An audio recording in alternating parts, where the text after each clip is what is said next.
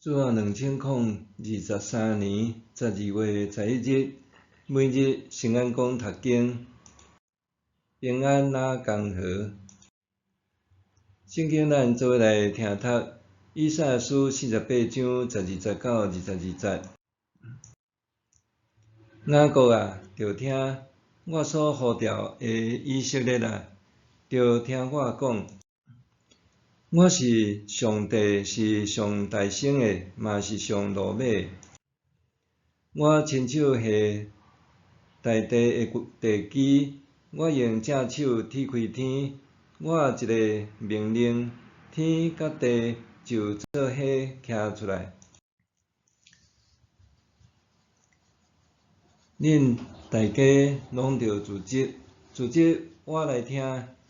减有生命捌有测，我上主所选立的人会攻击巴比伦，会照我的旨意对付加勒底人。对伊讲话、呼召伊的是我甲伊带出来，互伊兴旺。呾行我来，听我讲。对起头，我一直有公开甲恁讲，代志发生迄时，我就伫遐。呾至悬的上主已经差遣我，赐我伊的气力。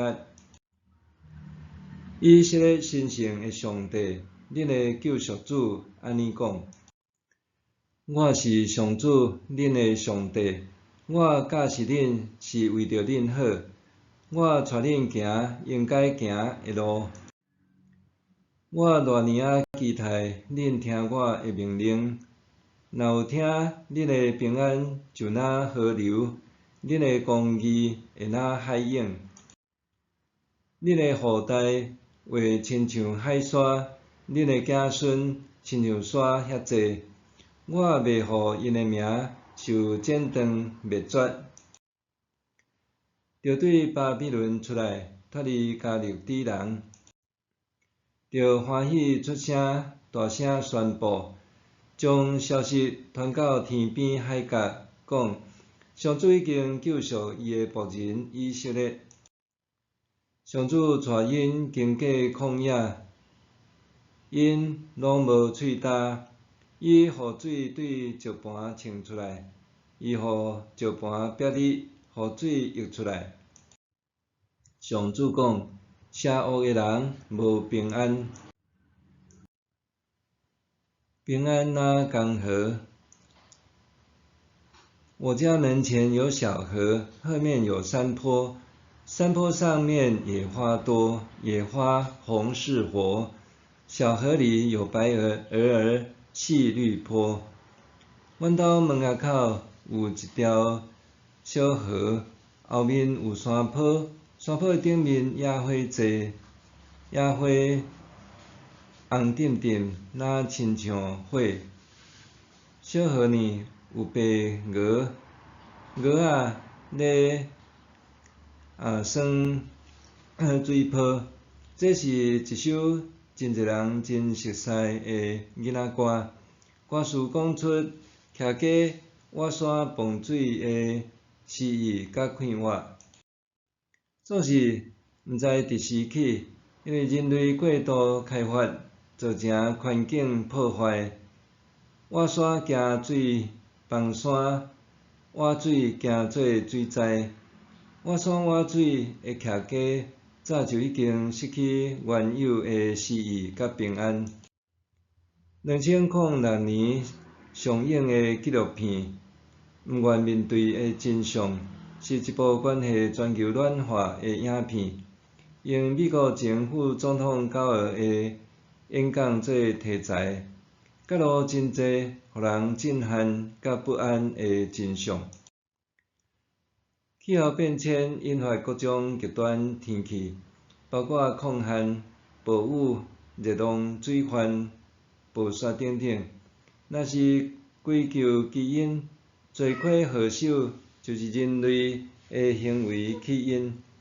譬如大量使用石化燃料，造成大气中二氧化碳浓度增加，大幅度开垦象牙地，大规模扩展农牧业和工业发展，温室气体浓度哪来哪悬。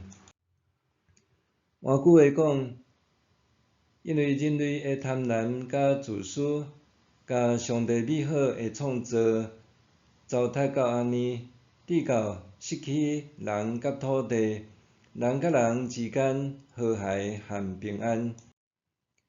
以赛亚书48章记载，上帝用循循善诱的方式开导因为背逆受掠的以色列人。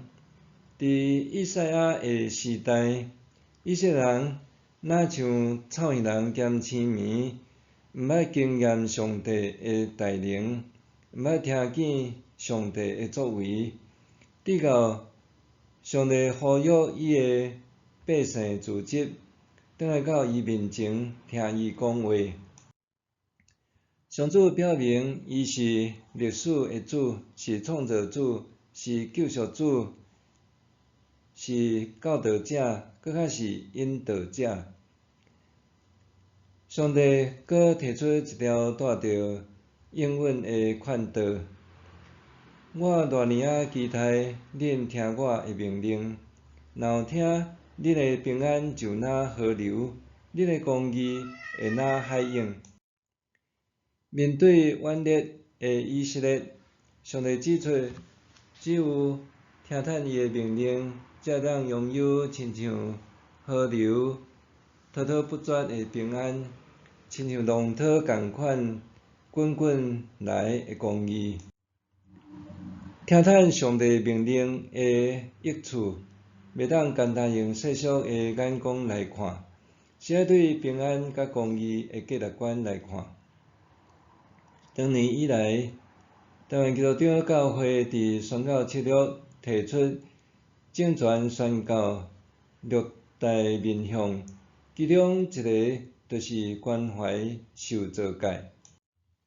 根据圣经，宇宙万物拢是上帝创造，上帝赏赐人类是管理世界的职责，毋是消磨世界的男权。因为安尼，教会团体需要传达关怀受造界的信息，搁用实际行动保护这个世界。换一句话讲，咱必须面对人的自满甲顽劣，回转归向上帝，存着谦卑的态度，留意甲遵守上帝的命令，才会当享有甲上帝、甲人、甲大自然之间平安和谐佮公义的关系。默想，每当吟唱我有平安啊江河这首诗歌的时，我心中的平安图像是甚物？每当吟唱我有平安啊江河这首诗歌的时，我心中的平安图像是甚物？咱来祈祷。亲爱的主上帝，阮常常伫祈祷中赞叹你的创造甲作为，总是阮已经失去大地要带互阮的丰饶甲平安。求主帮助阮，互阮听从你的话，谦卑参与管理世界的职责。奉主耶稣的名祈祷，阿们。愿上帝所你身心灵拢永行平安。